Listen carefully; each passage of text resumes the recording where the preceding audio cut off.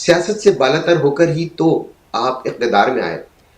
جو اس وقت جب آپ کے والد نے سیاست شروع کی تو گورنر جیلانی کو رشوت دے کر آپ سیاست میں اور اقتدار میں آئے، تو وہ تو ظاہر ہے آپ سیاست سے بالا تھے. پھر اس کے بعد جب آپ کا پہلا سیاسی مقابلہ ہوا، آپ کی حریف تھیں وہ جنتی خاتون محترمہ بے نظیر بھٹو، ان کی آپ نے کردار کشی کی. سیاست نہیں کی آپ نے اس وقت بھی، اس وقت بھی آپ نے کردار کشی کی، تو آپ تو سیاست سے ہمیشہ سے بالاتر ہیں.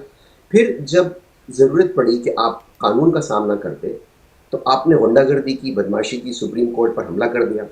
تو اس وقت بھی نہ آپ نے رواداری کا مظاہرہ کیا، نہ آپ نے اخلاقیات کا مظاہرہ کیا بے نظیر بھٹو کے معاملے میں، اور نہ آپ نے قانون کی عملداری پر یقین کیا، اور آپ سپریم کورٹ پر چڑھ دوڑے. اپنی مرضی کے فیصلے لکھوائے فون کر کے. لوگ بھول جاتے ہیں شہباز شریف کی وہ آڈیو موجود ہے، وہ ایک جج کو فون کر کے کہہ رہے ہیں کہ اتنی سزا دینی چاہیے آپ کو. تو آپ لوگوں نے تو واقعی میں اب تو سیاست سے بالا تر رہے ہیں.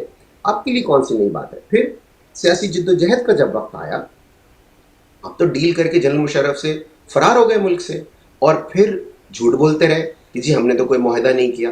بعد میں پتہ چلا کہ جی 5 سال کا تھا. پھر بعد میں کہا کہ نہیں جی نہیں، جب آ کے ایکسپوز ہو گئے تو پتہ چلا کہ جی وہ تو معاہدہ 10 سال کا تھا. تو آپ تو واقعی سیاست سے بالاتر ہیں. مجھے چلے اس بات کی تو خوشی ہے کہ مریم نواز نے اس بات کا اقرار کر لیا